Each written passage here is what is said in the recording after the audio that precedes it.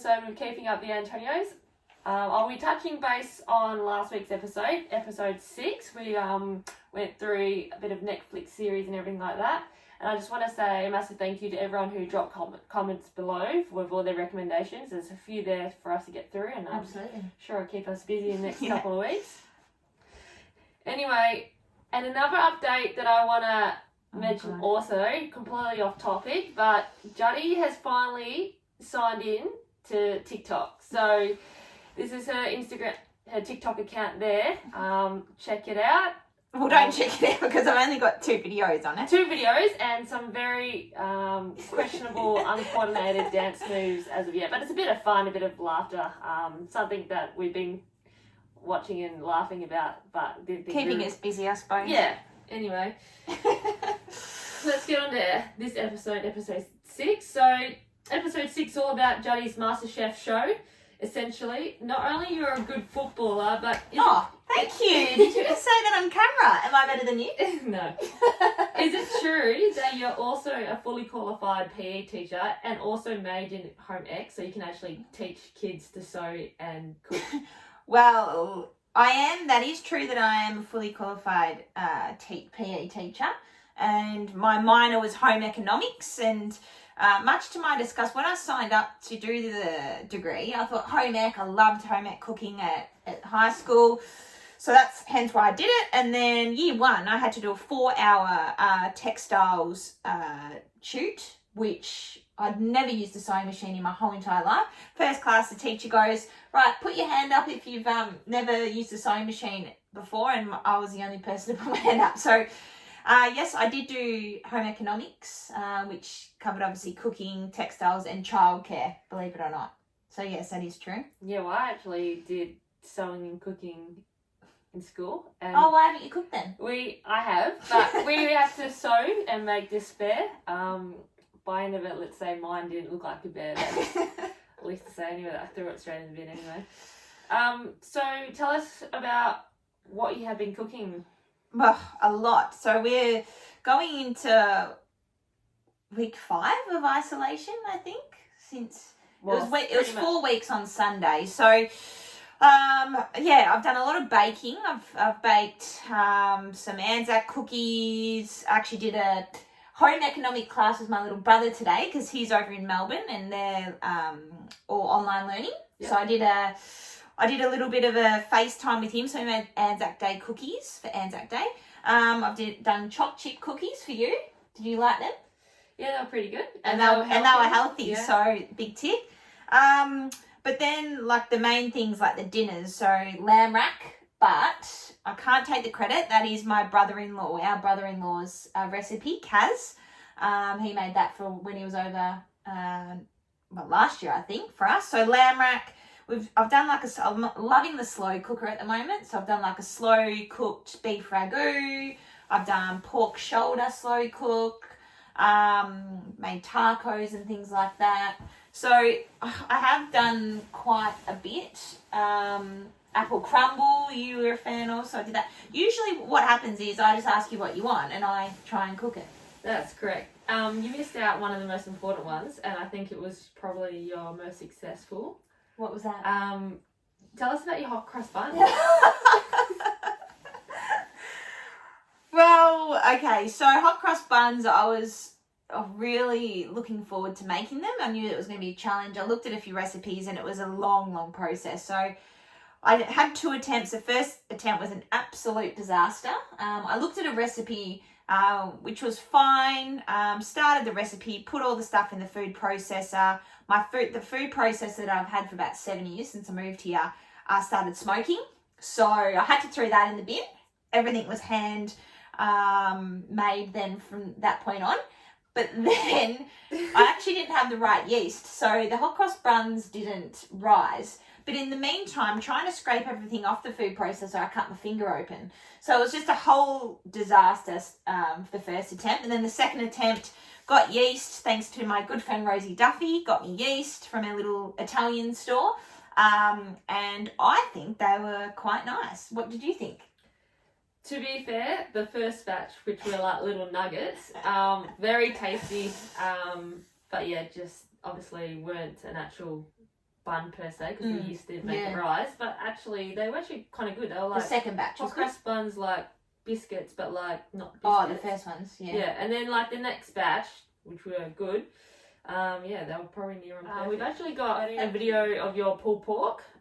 So let's just talk through that. Yeah. Because we got a special ingredient of our good mates Ariana and Ian, didn't we? Yeah, so our Freo caterers down at the club, I texted them and wanted a few little tips because I'd never done it before, and they were kind enough. This was obviously early on in the isolation when you still were allowed to mingle with others. I went past their kitchen and grabbed a secret pork rub, as Ian calls it, and some broth, and put that to good work, and it was amazing. The smell was incredible, and I reckon it stayed around in the house for a couple of days. So I'm going to cook that again tomorrow, which I'm really looking forward to. But yeah, it's a long process, but it is quite easy. Rub the pork rub on the pork, put the broth in, turn the slow cooker on to high, and let it cook. And with the broth, you actually, well, I found out something new as well. What's the go of the broth they use, and how many years can we use the broth now we have? Well, yeah, they gave me broth. Ariana and Ian gave me broth, and I said, oh, what do I, how long can I use this for? What do I do when I'm done? And they said, oh, just, drain it all out, put it through the sift when you've done, and get all the stuff out, and then put it back in the container and put it in the freezer, and you keep using it.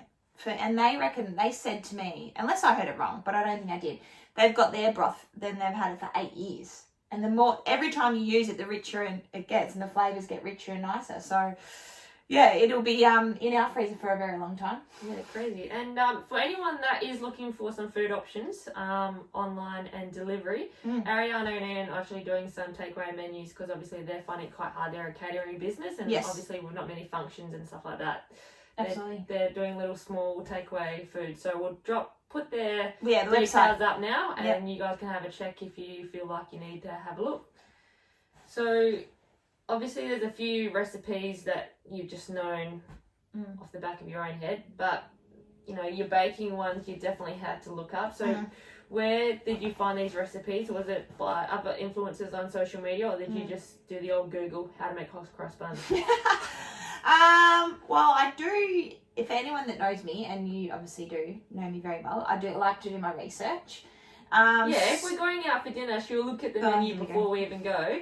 Well, or another classic Judd moment is, oh, hey babe, what do you feel like for dinner? And I'll say something, and then she'll be like, oh no, I feel like this. And it's just easier for me to just agree with her rather than arguing about where we're going.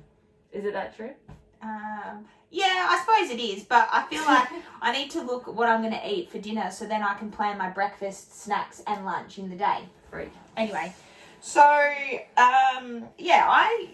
do follow a few different people, and I suppose in this kind of pandemic at the moment, everyone's cooking, so it's good to just jump on board and try different recipes that others are cooking that I follow. So mates from over east, other AFLW players, fitness gurus, all that kind of stuff. So I've done a little bit of research there, but then the old Google, just type it in, healthy hot cross bun options. I try and find your favourite or my favourite meal or sweet, and then try and make it a bit of a healthier version so we're not feeling as guilty, and we can have my way of thinking, we can have double the amount and it won't be as bad. So that's how I look at it. All right, final question of episode 6. What is your favourite thing about cooking besides, of course, eating the final product? What's my favourite thing? Like, what kind of enjoyment do you get out of it? Like, why are you continuously doing it? I get more joy out of others eating my food than the joy I get. So I love cooking something, and then, you try it, and I always know if it's no good, because Ebony I'll go, hey babe, what do you think? And she'll be like, it's not bad. So not bad to me is probably like a 3 out of 10. Or I'll say, hey Eps, what did you think of our meal? And you'd be like, oh, it's so good. And that's like an 11 out of 10. So she doesn't really give me too much, but I know those two, and anything in between, I've kind of just got to guess. But it's either one or the other usually with you. You are very picky, so I do have to make sure that I hit the nail on the head when I'm cooking. But yeah, the best joy I get out of it is obviously seeing all your hard work and seeing the end products, but then enjoying it with you or friends or family, and them enjoying how good it tastes. Oh, I'm definitely enjoying it, and Good. I'm actually thoroughly enjoying you cooking whilst you're not working and me coming home to bake goods and a coffee. Yes, now I was just about to touch on that before we finish. So I did purchase a coffee machine about 2 weeks ago, much to your disgust. Ebony did try and argue with me saying we didn't need it, we would never go and get coffee, blah, blah, blah, blah, blah. It's not as good as the coffee shops. Now, 2 weeks in, and every day so far for the last week, on her way home, she's texted me, hey, can you make me a coffee when I get home? So we've actually saved a little bit of money, and you're enjoying a coffee at home. You don't have to go through the coffee shop. Well, I'm just actually saving the money. It's not about that. Yeah, right. What a lie. How is my coffee? No, because I'm trying to save money because I want to get a Makita blower. So to go with my Makita whippersnipper. Oh, we can talk about that in another episode. But out of 10, just Anyway. finally, what is my coffee making skills like? And don't lie. I know I've got to get better, but what is it? 7.5. Oh, you said 9 the other day. Yeah, that was So 8. That was one off. I'll take it. Whatever. 7.5. You haven't, you've nailed the one shot. Yeah. Which I normally have one shot. You gave me a 2 shot today, and it was pretty. Yeah.